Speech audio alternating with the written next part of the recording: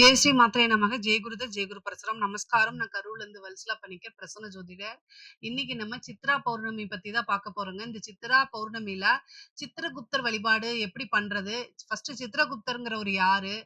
அந்த சித்திரகுப்தருடைய வழிபாடை எப்படி பண்றது? அதனால நமக்கு என்ன நன்மைகள்? அப்படிங்கக்கூடிய விஷயங்கள நம்ம பார்க்குறோம். பொதுவா சித்திரகுப்தர் அப்படிங்கிறவரு யாரு அப்படின்னு எல்லாத்துக்குமே தெரியும். யமதர்ம ராஜாவுடைய கணக்கு பிள்ளைன்னு சொல்லலாம், அசிஸ்டன்ட்ன்னு சொல்லலாம். அவர் என்னன்னா, இந்த பூமியில பிறக்கக்கூடிய மனிதர்களாக இருந்தாலும் சரி, விலங்கினங்களா இருந்தாலும் சரி, என்ன விதமான விஷயங்களா இருந்தாலும் சரி, அவங்களுடைய பாவ புண்ணிய கணக்குகளை எழுதி ரகசியமா வச்சுக்குவாங்க. சித்திரம் அப்படிங்கிறது பார்த்தீங்கன்னா, ஆவணம். குப்தம் அப்படின்னா ரகசியம். ஸோ சித்திரம்னா என்னது? ஆவணங்கள். அதே மாரி குப்தம் அப்படிங்கிறது ரகசியம். ஸோ ஆவணங்கள ரகசியமா மெயின்டெயின் பண்றதுனால அவருக்கு சித்திரகுப்தர் அப்படிங்கக்கூடிய பேர் வந்தது. பொதுவா இவர் என்னன்னா, யமதர்ம ராஜா இருக்காரு இல்லைங்களா? அவரு என்ன கேட்கிறாருன்னா, சிவபெருமான்ட்ட போயி, "ஐயா, எனக்கே எல்லா விஷயங்களும் பார்க்கறதுக்கு ரொம்ப கஷ்டமா இருக்கு. அதனால எனக்குன்னு ஒரு உதவியாளர் வேணும். எல்லா பாவ புண்ணியங்களையும் பார்த்து, அதுக்கு தகுந்த மாரி நான் பனிஷ் பண்ணி குடுக்கறதுக்கு எனக்கு ரொம்ப கஷ்டமா இருக்கு. அதனால எனக்கு ஒரு அசிஸ்டன்ட் குடுங்கன்னு" கேட்கிறாரு. அப்போ பகவான் எம்பெருமான் என்ன சொல்றாரு பிரம்மா கிட்ட, "நீ அவர் தானே படைக்கிறாரு. அதனால நீ உன்னுடைய தேகத்துல இருந்து ஒருத்தர இது மாரி படைச்சு குடுத்துரு" அப்படின்னு சொல்லிர்றாங்க. அதனால பிரம்மாவுடைய சரீரத்துல இருந்து, தேகத்துல இருந்தே ஒரு உயிர உருவாக்கி குடுக்குறாரு சித்ரகுப்தர். அதே மாரி சூரியனுக்கும், நீலாதேவிக்கும் பிறந்தது தான் சித்ரகுப்தர்ன்னு ஒரு புராணம் சொல்லுது. ஆனாலும் பிரம்மதேவர்ட்ட இருந்து வந்ததா தான் நெறைய பேர் கருதுறாங்க. இந்த பிறப்பு பார்த்தீங்கன்னா, இது ஒரு பக்கம் இருக்க, இந்த சித்திரகுப்தருடைய மெயினான வேலையே என்ன அப்டின்னா, யமதர்ம ராஜா கிட்ட சொல்றது தான். என்ன அப்டின்னா, ஒரு மனிதனுடையோ அல்லது விலங்குகளுடையோ பாவ, புண்ணியங்கள் இந்த பூமியில எதா இருந்தாலும் சரி, தாவரங்களாக இருந்தாலும் சரி, எதுவாக இருந்தாலும் சரி, அவங்களுடைய பாவ புண்ணியங்கள என்ன செய்றாரு, ஆவணப்படுத்தி அவங்களுக்கு யமதர்ம ராஜா கிட்ட சொல்றது தான் இவருடைய வேலையே. சித்திரகுப்தருடைய வேலையே. பொதுவாவே சித்திரகுப்தருக்கு காயஸ்தர் அப்படின்னு ஒரு பேர் இருக்கு. பிரம்மாவுடைய காயத்திலிருந்து அவர் வந்தனால காயஸ்தர்ங்கிற பேரும் இருக்கு. வட இந்தியால பார்த்தீங்கன்னா, இந்த காயஸ்தர்கள் அப்படிங்கிறவங்க இந்த சித்திரகுப்தருடைய வம்சாவளியாக கருதப்படுது.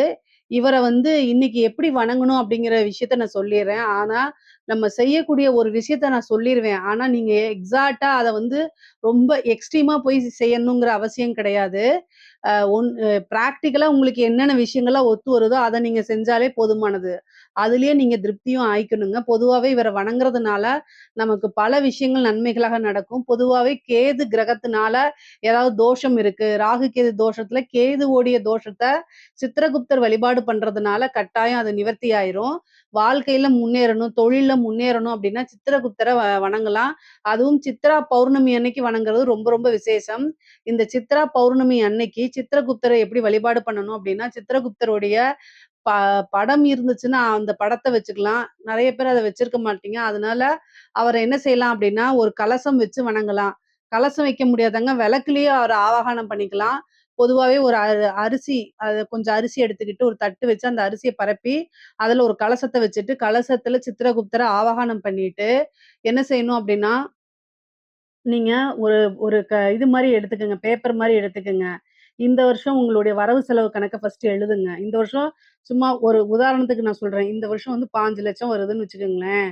அடுத்த வருஷம் உங்களுக்கு எப்படி இருக்கணும் அப்டின்னா, இத விட நீங்க எழுதிக்கங்க. பிராக்டிகலா உங்கனால என்ன முடியுமோ, அதுக்குன்னு நீங்க 15,00,00,000 எழுதுனீங்கன்னு வச்சுக்கோங்களேன், பார்க்குறது சாதாரண அக்கவுண்டன்ட் வேல. எனக்கு 5,00,00,000 வரணும்னா தப்பு கிடையாது. வரட்டும் நல்லா இருங்க. ஆனா, பிராக்டிகலா உங்கனால என்ன முடியுமோ அத எழுதுங்க. நெறைய பேர் இப்படிதான் சைபர் சைபரா போட்டு எனக்கு தெரிஞ்சவங்க எழுதி வச்சிருந்தாங்க. நான் வீட்டுக்கு போனேன்.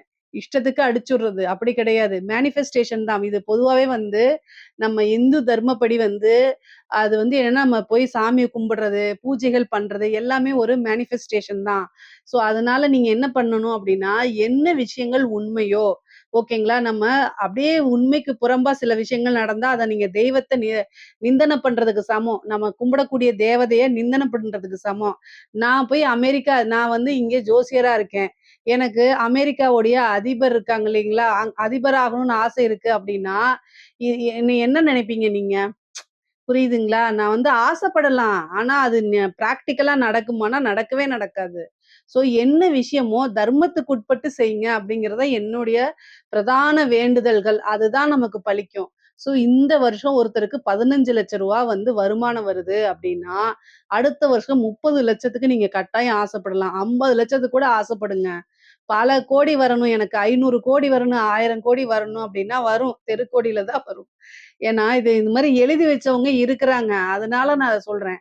சரிங்களா? உங்களுடைய வருமானம் இந்த வருடம் வந்து இந்த டேட்ட போட்டு எழுதுக்க, அடுத்த வருடம் எனக்கு இது மாரி வருமானம் வரணுங்கிறத எழுதிருங்க. நீங்க இல்ல அப்டின்னா எனக்கு ஒரு சொந்த வீடு வேணுங்கிறத எழுதுங்க.